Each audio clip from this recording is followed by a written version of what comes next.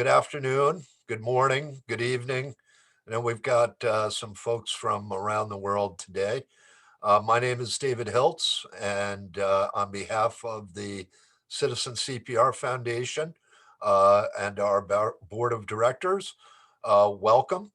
Also, on behalf of our esteemed guests, who I will be introducing momentarily. We've got an excellent webinar lined up for you all today. Welcome to the repeat offenders. Always good to see you here. So each month we have these webinars to talk about all things resuscitation related. And so we're going to talk about some real world experience today with our guests. But I did want to take an opportunity to just bring everybody's focus on the mission of the Citizen CPR Foundation and the three core values that form the basis for all of our efforts. And that we know that CPR, particularly when combined with early defibrillation with AEDs, saves lives. We are also aware that collaboration among citizens, professionals, communities, and so on is absolutely key to improving survival from sudden cardiac arrest. Because of its communal nature, it really takes the community itself to mobilize the appropriate resources to improve outcomes. We're also aware that action based on best practices in science, education, and implementation improves outcomes. I'd also like to take a moment to recognize the Citizen CPR Foundation's Partner Council. Uh, Without their generous support, this webinar and all of our life-saving activities would not be possible. So a heartfelt thanks to each and every member of our Partner Council. We are very appreciative. Always have a placeholder here on these webinars for any announcements that come from you all. I did not receive any again this month, so I do not have any announcements to make on behalf of any of you, but please keep this in mind. If you're having an event, you're having a conference, something that you'd like to let others know about, it would be our delightful pleasure to share information regarding that offering with our audience. So please consider taking us up on that offer. A big reminder here, Summit 2021 in sunny San Diego, beginning on December 7th and running through the 10th. You are now able to register. I will tell you, having been part of the planning committee, that the agenda and list of subjects is extraordinary. And the list of speakers is beyond extraordinary. There's something for everyone, regardless of where you are, what you do in the spectrum of resuscitation care. There is a great deal of high quality content available for you. So please, I encourage you to take a look at the program and register and hope to see you there. Next month, we're going to be providing some highlights of the summit content for all of you and other interested parties. We're going to have a diverse group join me, and I'm going to have them pick one, two, or three of their favorites that they are looking forward to taking in while in San Diego. So look for this in September. We should have a surprise guest or two as well. So stand by on that front. As a reminder, your microphones will be muted during the beginning portion of today's webinar. I would ask that you please use the chat function or the Q&A function on your Zoom platform to capture your questions, your comments, and your feedback as we move through the webinar. We will be having what I hope to be a robust Q&A period towards the tail end of today's webinar.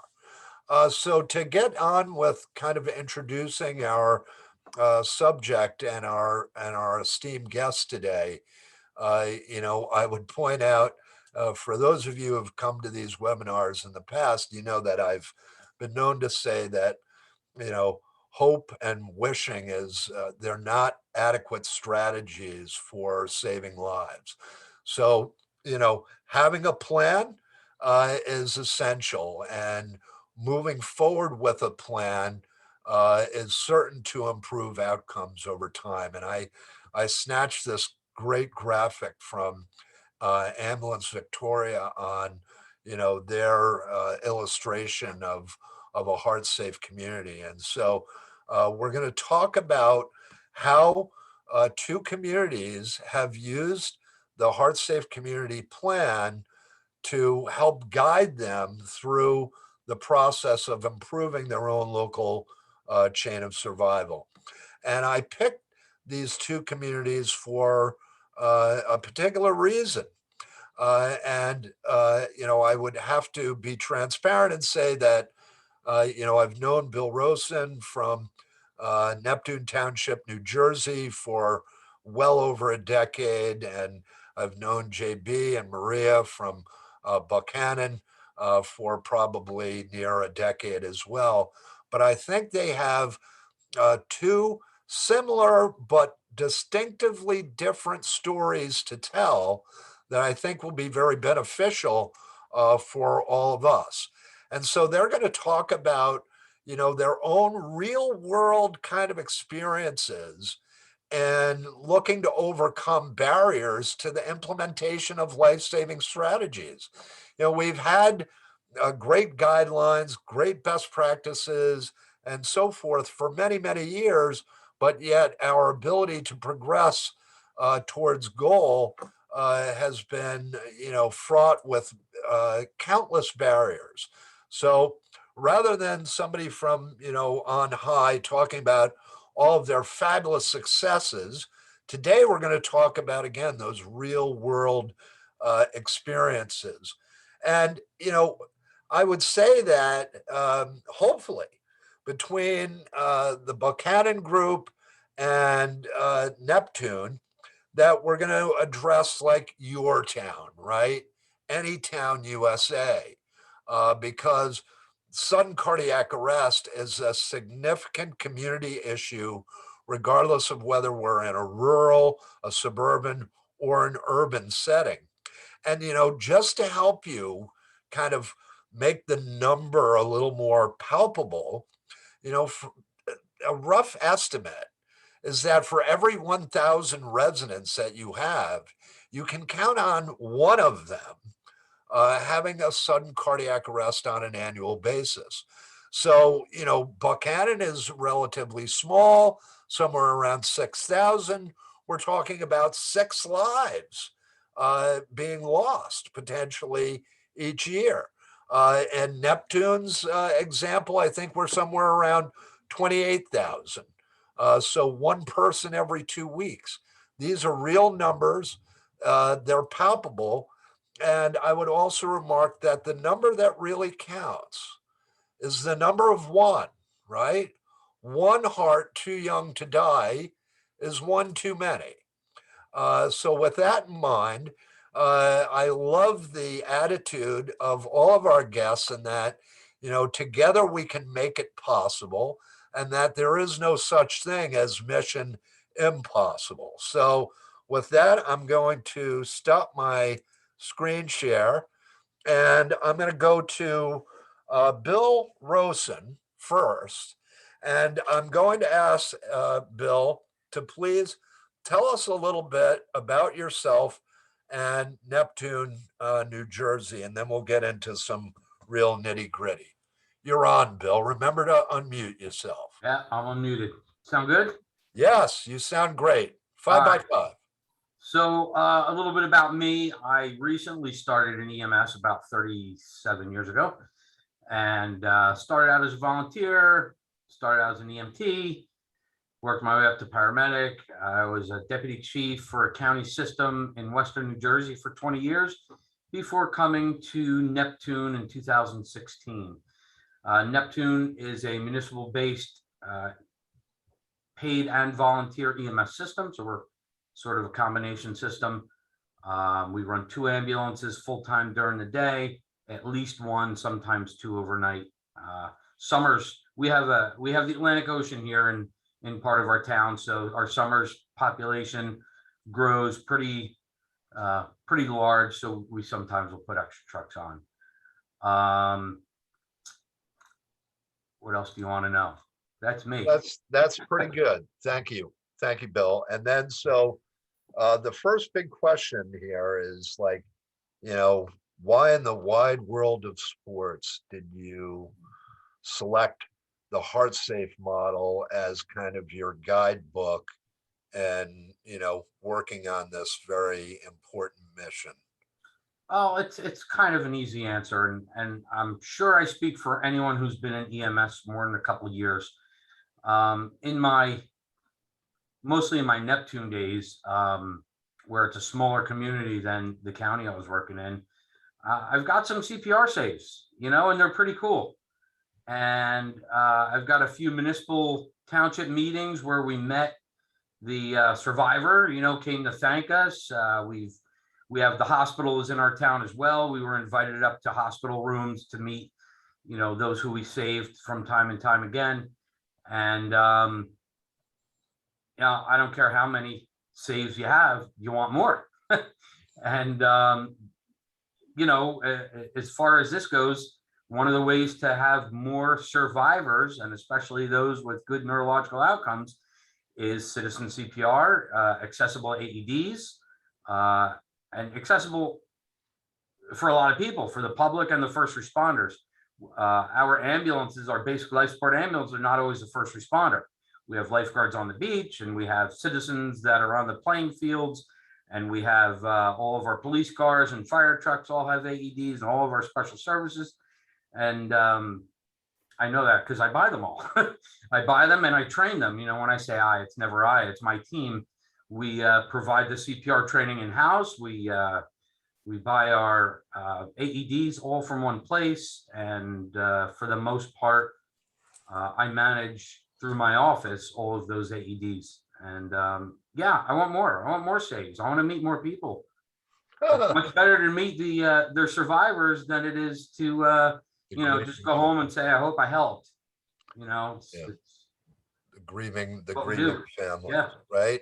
And so, Bill, building on that, I think between yourself, JB, and Maria, and probably everyone on the call, we've been working on improving survival for many years, many decades in certain circumstances, and we've lived through certain fads or periods of time where certain approaches and strategies were, we held them, it's like, oh my gosh, this could be it. This could be the key to saving lives, right? But yet, we've found, I think, that if you don't have an entire series of well integrated, therapies and strategies, that we don't end up with the outcome that we've been, searching for, literally 50 years in the modern era of resuscitation. And so, I think that HeartSafe provides us with a balanced and integrated plan for bringing all of these necessary ingredients into play at the community level. So what I'd like then for you to do, Bill, is to talk about, if you wouldn't mind, highlight for us in any order that you would like, some successes, but even kind of more importantly, like where you've really gotten beat up in your efforts, right? Where you came out of it with a black eye, and maybe you even thought of throwing in the towel and maybe just going through the motions like so many communities do. Well, we'll just respond when the call comes in. We'll respond, and as you said before we let all our guests in, we did the best that we could, right? So you're on, Bill. All right. So first of all, good enough is not good enough. I tell my I tell everyone that all the time. So I want to be better, like I said before. I think the black eyes are easier to address than the successes at this point. As you know, we are not yet a heart safe community. We have all but 2 components of the 13 requirements. And so the first one is well, I'll go with the CPR registry, or the cardiac arrest registry.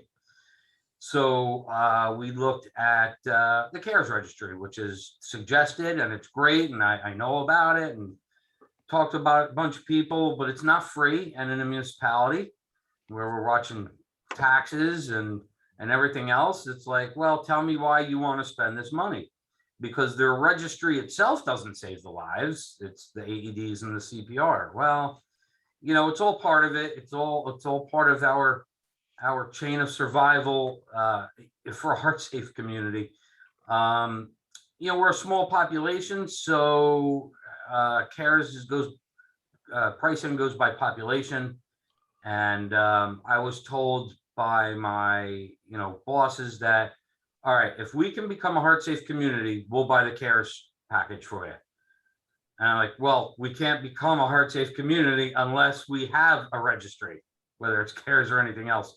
So it's a toss up. So now I'm working with the hospital, which, like I said, is in our backyard. It's in our town, and I'm going to try to get them to pay for it. And fortunately, the director at our emergency service, our emergency department, always wants to be the first with everything. So that's a good sign. He's going to try to get that money for me, and we're going to be up and running with that probably first. The other one is, I don't remember the number of the recommendation, but let's Got to see. be the citizen CPR training component. No, it's the AED registry, like Pulse Point. Oh, okay. Integrating with our dispatch center. So our dispatch center totally does TCPR. They're all trained in CPR. They're all trained in the guide cards. They're all trained in how to give CPR instructions on the phone. Great first step. I've actually been met with resistance for them to integrate an app or a program like Pulse Point or any of those things. And we also talked a lot about this over the last 9-12 months or so. I started doing this all alone, all by myself. I don't have a deputy. I have a couple supervisors. There's 30 of us, and I do everything. Not to say that there's not people on my side, but I finally was able to recruit one of those people. So our dispatch center is not run by us. It's run by the county sheriff. We're a municipal agency that uses the county sheriff's communication center. And the lower level management there said, absolutely not, we're not going to do this. So, friends of friends and coworkers of coworkers actually have a direct line to the sheriff himself, who is, before he was in law enforcement, was a New Jersey paramedic. So I think that's going to go a longer way than what I've been trying to do with just talking, supervisors to supervisors and lower level management. So those are the 2 black eyes. Everything else actually has been, I'd say, rather easy. Maybe the next least easy, if you will, was the GIS map, or the mapping of the where the AEDs are in town. We have we're 8 square miles. We have almost 200 AEDs. That's in vehicles, but also in our ballparks and on the beachfront and public access. But I'm trying to get like a GIS overlay map from our engineer here in town, so that when you go to our website, for instance, you'll see the map of where all the AEDs are. It's a PDF. It's uploaded as a picture. You can't roll over anything and find out the address or whatever. So we were hoping that a GIS layered map will be able to be a little more integrative and might make the dispatch center a little more on board with saying, well, we could just roll over the map if they give us the file, and we could tell the caller that there's an AED on the corner of Walk and Don't Walk. Are you near there? It looks like you're near there. So that's the two real black eyes. And since I don't have a third eye, we'll just call that third eye cataract, not blind. All right. Interesting. So I jotted down a few notes. So, data collection has been, a sore spot or something that hasn't been very easy to achieve thus far. But you have a plan to take care of that. And it's interesting in that, I think that a lot of people, I view data collection as being like looking at I don't know if any of you have had the experience. I certainly have, where all of a sudden you're in a hotel room and that cosmetic mirror, all of a sudden you see yourself and you're like, oh my God, the warts, right? Nobody likes to see their warts or understand where, perhaps they're not perfect and that there's room for improvement. But I also hear your message about the importance of having a partnership within the community. So it's not just one person trying to carry out, this whole series of strategies to improve survival. And again, if you look at other public health issues, there are typically well built out, well represented partnerships at the local level to operationalize the agreed upon strategies. And then, all the issues that go kind of hand in hand with multi-agency collaboration, which, by the way, we have multi-agency collaborations at the patient's side in the vast majority of our communities on any given day. So like if we can't collaborate, agency wise on planning, how can we expect to collaborate from a multi-agency perspective at the patient's side, and the importance of a team? So hold on, Bill. I bet you that our audience is going to have questions for you. I want to move over to our Buchanan group, Maria and Chief Kimball.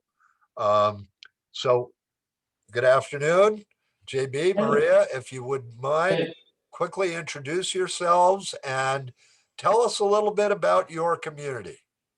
My name is JB Kimball, and I'm the fire chief for the City of Buchanan Fire Department. I've been in the fire service for 31 years. I started as a volunteer at the Buchanan Fire Department and got hired as a firefighter in 2000. My brother was a big advocate for me to become an EMT at that point. I'm required at the fire department. He assisted me in gaining that certification, and as time went on, I was the only career staff member. As time moved on, I got promoted to lieutenant and captain. In 2018, I became department. At that point in time, Rod and I had talked about HEARTSafe and trying to increase our view of response to our community needs. And our community has a little lax, a small EMS agency that provides county EMS, and our department, very local here in the biggest part of the population, felt it was a good thing to achieve.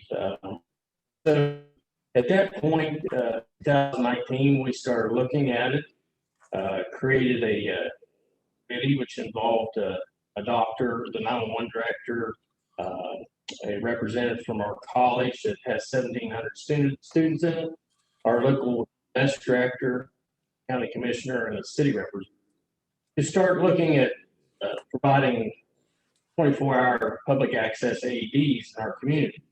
Nobody knew where who had them, where they were, or anything like that.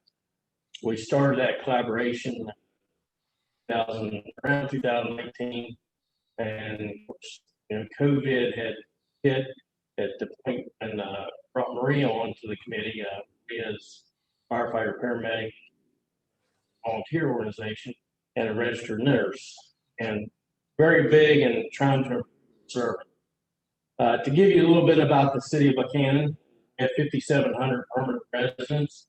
We have a 1,700 student college. The Buchanan Fire Department provides service to what we call First Due District, which is almost 14,000 people at 50 square miles. Your house, one house. We provide EMS assistance in the city limits alone at this time, but by request outside the city limits by the Upshur County EMS service. We respond to roughly about 1,250 calls per year. We have 10 CPR instructors in-house. We are a training facility. Normally, we train around 400 per year outside of public service agencies in our community. We also provide CPR AED training to all city employees, all the city, all the Upshur County Sheriff's Department. We do not have a collaborative link to our state police patrol at the time. Try to work on that. We do have 8 public access AED city limits at city parks, at a couple city-owned buildings, county-owned building, and a couple churches, retail store. We are gathering, trying to register other AEDs with the state that are companies, and trying to get with those local first aid CPR classes companies. Every school has an AED in it. There are not 24-hour public access AEDs at this time, but they are accessible during school events, basketball, football games, stuff like that. The college has AEDs strategically placed on campus. They're working. We do have a person on our who provide us mapping for all those AEDs. Our city police at this time are dispatched on all unresponsive patients, along with fire and EMS in the city limits. But at this time, we do not have an AED, and we're basically working off donations to buy those AEDs, and about 80% of our AEDs have been bought via donation. And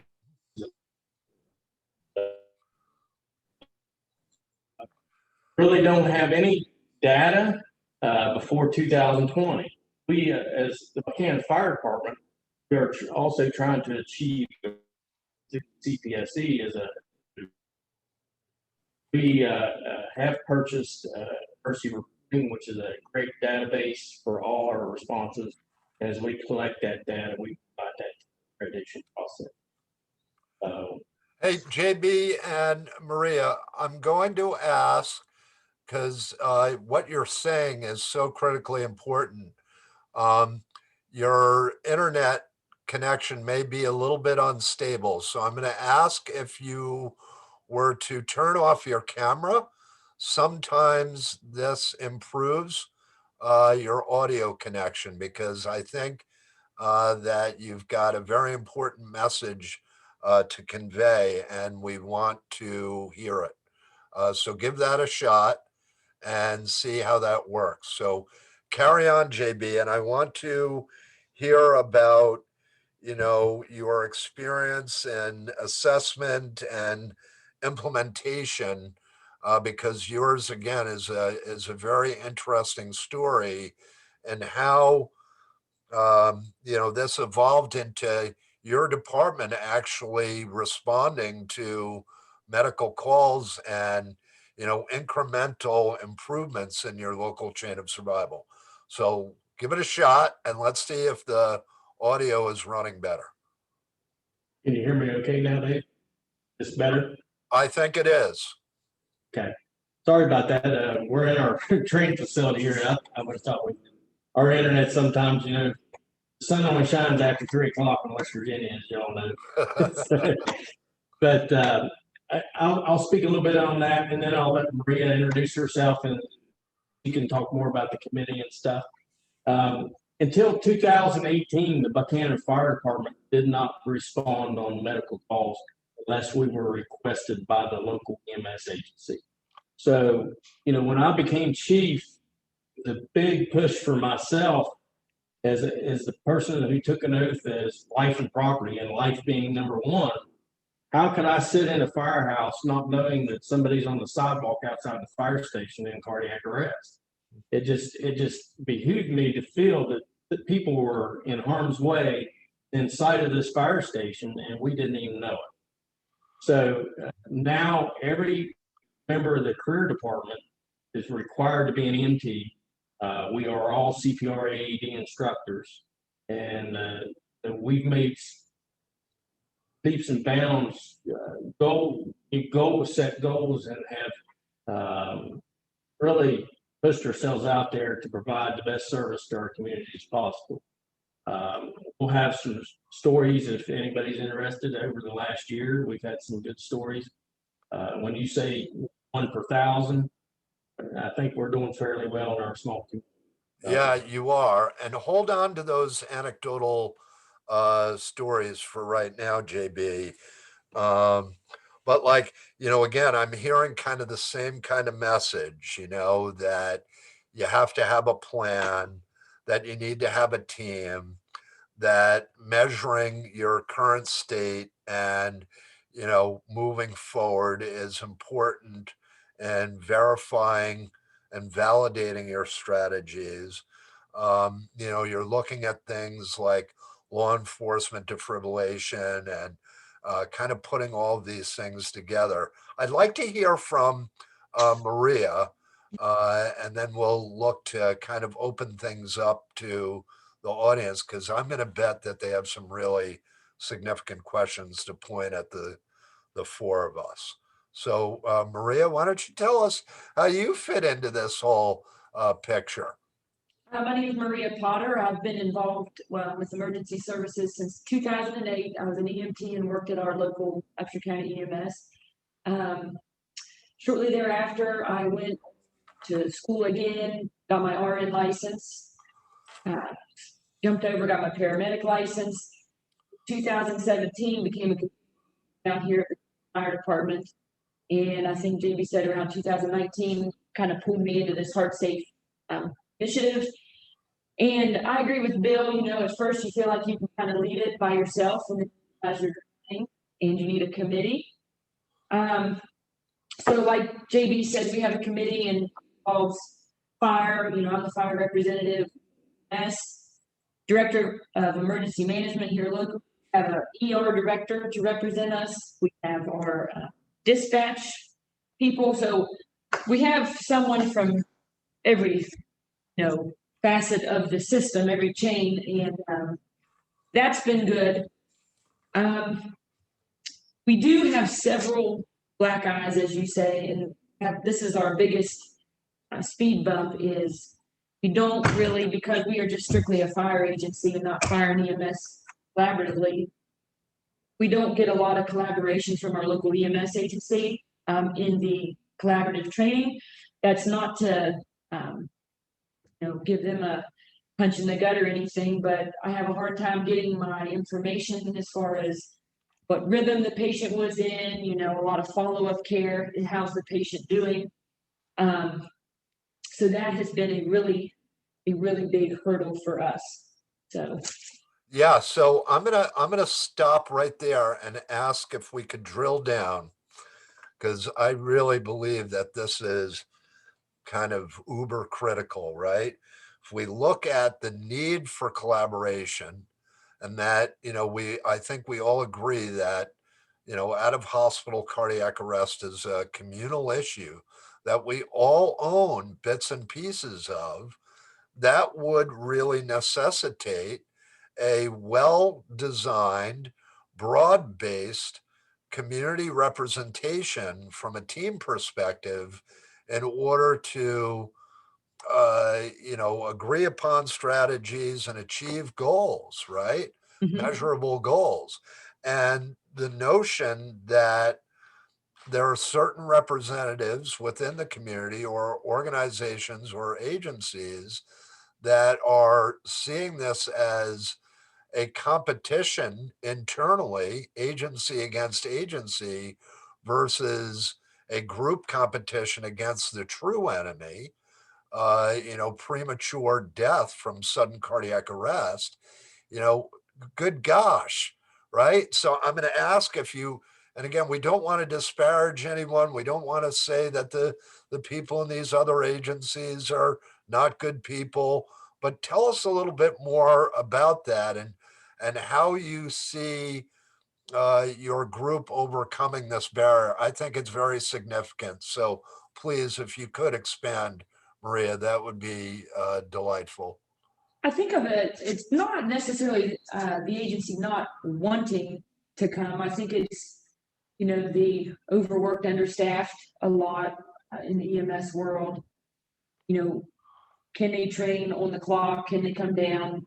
Don't really want to come in after hours for further training. I did recently speak to their QI director over there and mentioned, because this person kind of admitted that last cardiac arrest was a bit of a mess. Had a good outcome, but a bit of a mess. And I said, well, that was a good, opening in the door to say that's why we need to collaboratively train. It needs to be a better choreographed effort from both sides of fire and EMS. And I think I got my foot in the door with that. We have not done anything collaboratively since then, but I feel like I might have planted a seed and hopefully we can grow from there. Yeah, thank you. It's interesting that you talk about the analogy of, planting a seed because, a willingness to collaborate and work together, that just doesn't like spring up like, woo, here we are, let's go. And in fact, in communities where they have a high level of commitment to interagency collaboration, I mean, that's a godsend, right? So I'll be curious to see how you do with that plan over the coming months and years. So, we've talked a little bit about your challenges and your solutions. What do you see as kind of the steepest slope for you all to climb, as kind of your next steps within the next 6-month period of time as a group in West Virginia? Dave, may I speak on my thoughts? Sure. Not see take approach the Board of Education locally, and we were looking at grades 4 through 8, teaching them friends and family, and then 9th through 12th, getting back into the health class, every student getting first aid and CPR. It's just collaboratively working with the Board of Education to get that model done. So we'll speak about an incident we had on Christmas Eve last year, where a young lady had learned CPR in the school system, and that's not on the curriculum in West Virginia at this time in most places, and we really feel that needs to be back in. CPR should be at least for a certain age group. I don't think we'd be looking at 6-year-old kids to be doing chest compressions, but they should be able to recognize what's and be able to call 911 and say, somebody's sick. So that's going to be a steep incline. Another thing is, it's no different than us going through the fire accreditation process. The hardest thing for any organization to do is to sit back and say, I stink at something. I'm awful. I need to work on this. And as a fire chief, when we took on the fire accreditation process, that's a difficult thing to chew up and swallow. To go before your authority having jurisdiction and say, hey, we got to get rid of our dive team. Our response times are terrible. It's a recovery team. It's not a rescue team. We advertise it, but we stink at it. And that's something as a group that provides emergency services in our community, we have to figure out what we stink at and work on getting better at it. collaboratively. You know, we're going with EMS and fire on cardiac arrest. It should be a seamless reaction to all of us, and you need to incorporate trust. It's a culture change. You know, the EMS agency is not used to, because we've only been doing this a year and a half, 2 years. They're not used to us being there, and it's just a little bit of bad history that we overcome, and create collaboration and trust among our. Yeah. Yeah, very, very interesting, Chief. You know, we talk about, you know, these elements in this grand formula for survival, you know, teaching teens and engaging citizens and, you know, these great innovations called AEDs that are often kept locked away or we're not empowering our emergency telecommunicators not only to provide telephone guided CPR, but you know, in the presence of additional bystander rescuers, you know, here's the location of the nearest defibrillator. Please go fetch it, bring it back. Working um, collaboratively between different agencies who sometimes, from a historical perspective, you know, things aren't necessarily coming up roses. We've got apathy. We've got you know, a whole host and litany of issues and barriers that, you know, truly stand between the rescuers and people who could have a positive outcome, right? And you know, well, there's a lot of folks who will just, for whatever reasons, again, people, I don't think people are bad, but they have reflexive responses to things like, you know, we don't have any money. You know, it's a financial hardship. We can't afford to do this. But yet you've got others who say we can't afford not to do something about this. The best example of financial hardship, regretfully, is what happens to a family unit when their primary wage earner is suddenly snatched from the planet. You know, talk about financial hardship. Those people are probably looking at moving out of the community because they don't have the financial means anymore to live there. Not, you know, along with the loss of a loved one.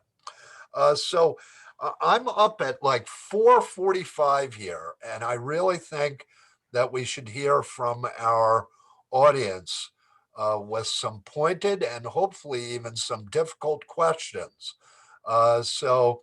If our dear friends from Wellington and Citizen CPR Foundation would allow people to come off mute, I think we're a small enough group that we can address some questions. It looks like Joe may have a question. Why don't we unmute Joe, or Joe, unmute yourself and go ahead with your question.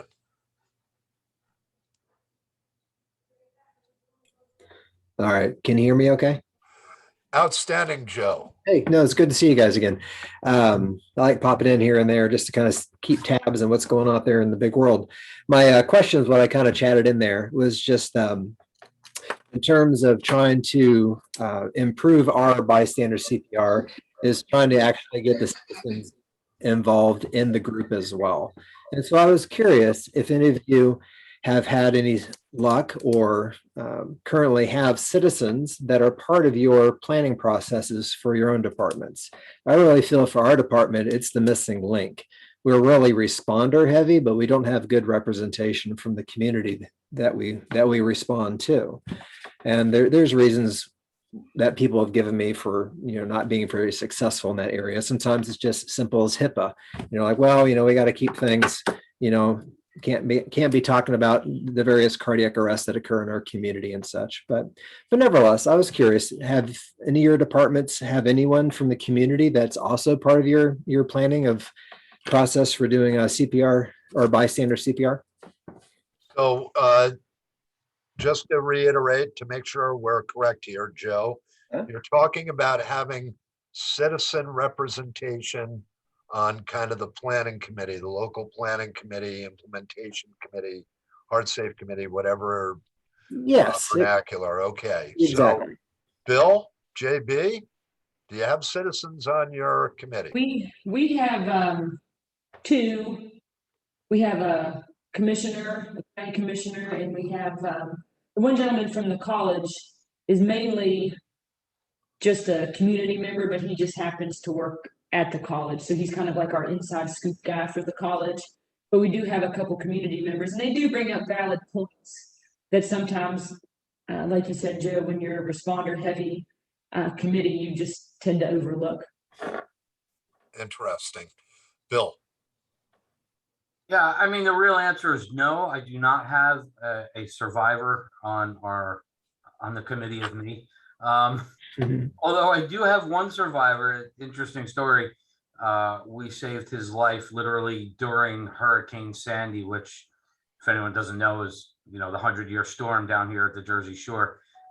Who will, in fact, chime in on almost every social media post to let everyone know how good we do and why we should help, and so he's a true supporter of the system. But no, we don't really have anyone, a survivor or citizen, on our committee. So Great idea, though. David Hiltz, highly recommend that you have citizen representation on your planning committee, your implementation committee, your group, because they really keep us grounded, and they say things that perhaps others at the table may not feel so comfortable in talking about. And, again, they can say things like, but what about the patient, right? Because sometimes we get mired and bogged down in interagency politics or things of that nature. And I will tell you, having had citizens and observed citizens on various committees such as yours, they are invaluable contributors to the overall plan. So Joe, highly recommended. All right. Thank you very much, guys, for answering the question. And great Yeah. job on your successes. It's an iterative process. Pam weighing in here. Yep. So, in regards to HIPAA, just very quickly, I'll just say that, in matters confidential, silence is essential, right? We're all familiar with what HIPAA is all about, why it exists, and so on and so forth. But we can very adequately talk about this situation and plans and strategies without talking about patient or caregiver identifiers, right? And JB and Maria, you don't need to answer this, but I mean, I live in a community that's larger than yours, and I will tell you, if somebody has a cardiac arrest at the YMCA, people are all like button-lipped, right? Well, we can't say anything about this. But if you go to the local barber shop or the hairdresser, I mean, they'll tell you everything about it, every detail. So we know that these things happen because they're happening to our neighbors, our loved ones, and so forth. So bring on another question, please. Yeah, so Hey. Rod, do you want to go ahead with your question?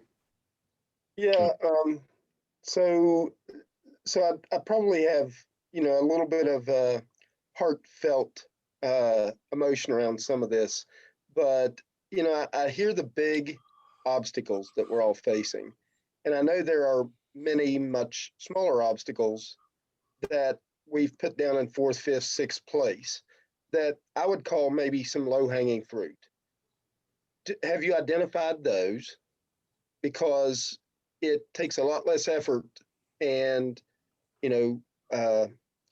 collaboration on some of that low-hanging fruit that can keep your positive momentum and improvement going.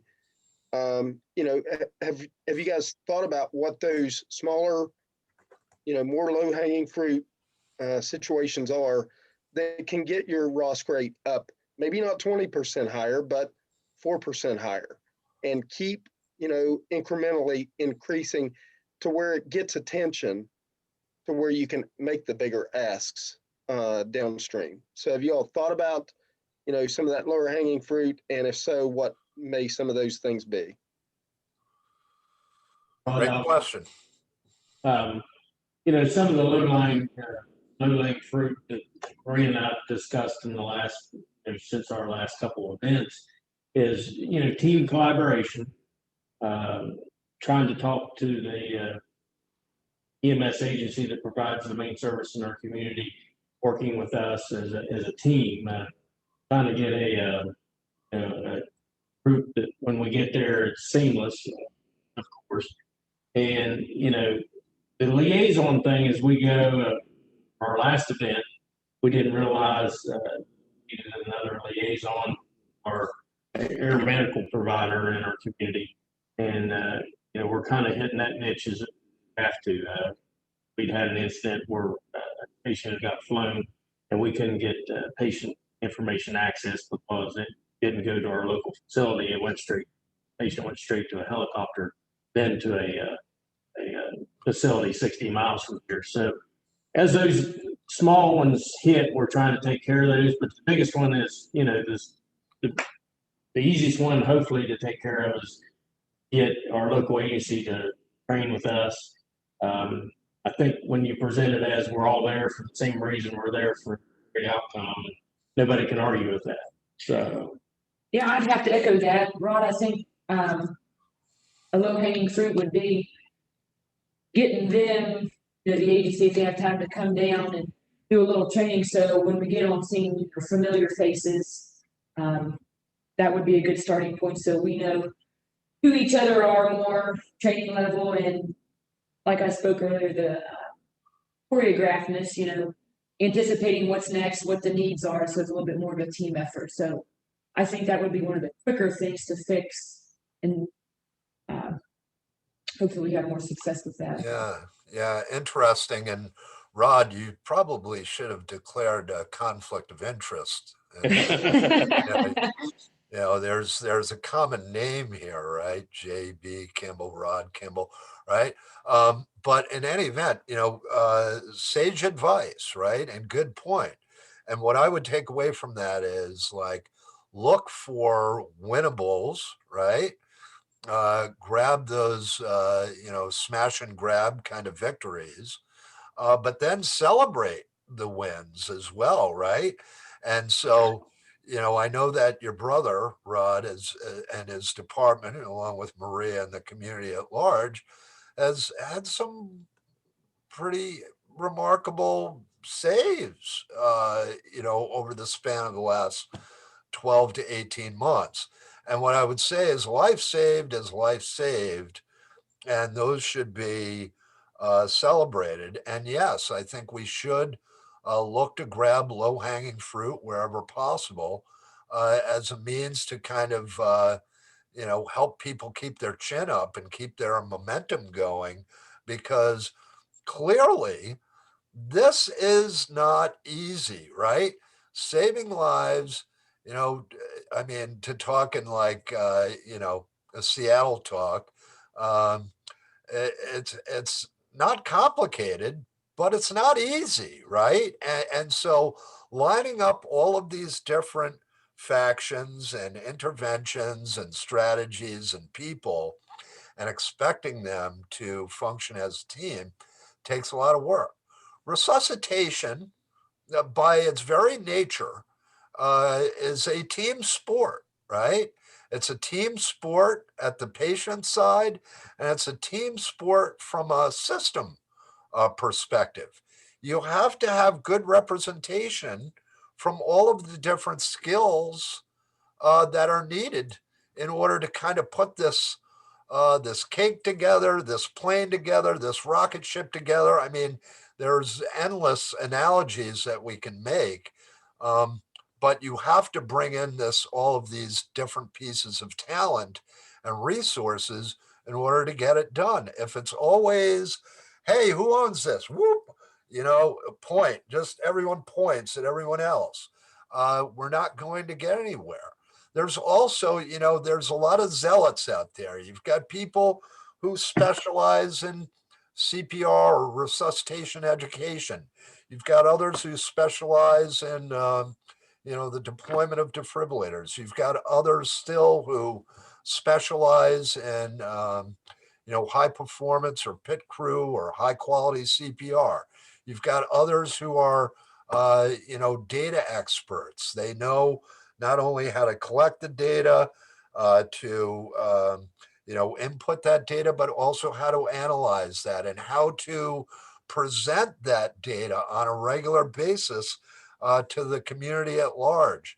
So I think there's a lot of excellent advice that's, part and parcel to our discussion today.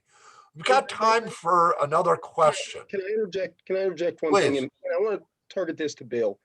Do you do hot wash or, debriefing soon after each event? And to add on to that, do you distribute maybe a scorecard to people that responded to an event that you might grade each response from different perspectives? How do we do on, time to first compression? How do we do on time to first rhythm analysis, et cetera, so that you can get feedback from the responders individually and then maybe toss that together and grade the overall approach? Is that something you might do or have done? Yes, yes, and yes, and no. So our routine or my routine review of all, I review all cardiac arrests, obviously. And I will, go back to the low hanging fruit. One of the worst parts of this was I could not get anything out of the hospital. They wouldn't even tell me if they were admitted from the ED. And I broke that barrier and I'm able to go all the way through the hospital discharge now. I will enter that into the patient, the EMS patient record, and we'll discuss that with the crew. At the time of the call, or, I said time after the call, sometimes it is something that I just wrote down as you were mentioning it, that probably would not be a bad idea. Now we have a police car, we're 3 with AEDs. During the day, we have a paid fire department, and they all show up. So it'd be a great thing, as you're saying, to get the cops, get the firefighters, get the EMTs, and even the paramedics from the hospital together to go over that. Aside from that, yeah, I do my analyses and it goes in the back end of the chart and kind of gets sent through the system down to the provider, but not quite as intense as you just mentioned. I like it. Yeah. Interesting. There's so many kind of loose ends that contribute heavily to improvement. Debriefing, I consider debriefing to be the tip of the quality improvement spear, right? And to not be doing it is kind of almost inexcusable. But when we do it, we need to do it effectively. And I think we've got a great deal to learn in that regard as well. And, I see a comment from Daniel here about, geez, do we involve citizens in the debriefing process? And I will say that, this is another opportunity. These people often wonder, geez, did I help? Did I do something wrong? And so there's a great deal for us to continually work upon. So I'm up against 5 o'clock here. It's incredible how quickly the hour goes by. I'd ask for everyone to please quickly in the comments section, just let us know, was this useful? Was it, an hour of your time that you'll never get back? Please provide us with your feedback and let us know of any ideas that you'd like to suggest for our future webcasts. I think Bill and Maria and JB are representative of so many champions that are out there who are working tirelessly each and every day to improve outcomes within their own locale. Um, I think that one of the things that we miss out on, and is kind of an impetus for these types of discussions, is that we don't often get together to talk about this stuff, and we kind of like operate in isolation almost, where maybe we've got some guidelines, or we're picking up on an article somewhere, but we never talk about like, geez, I had a really good success with this strategy. This is how we worked it versus, or geez, I really got beat up on this thing. Who's got some advice for me? So I'm thinking that this type of discussion, we should probably have a redo of this, a repeat, so that we can carry it on. Because I think we're just only scratching the surface of, some deeply rooted issues that we're all trying to overcome.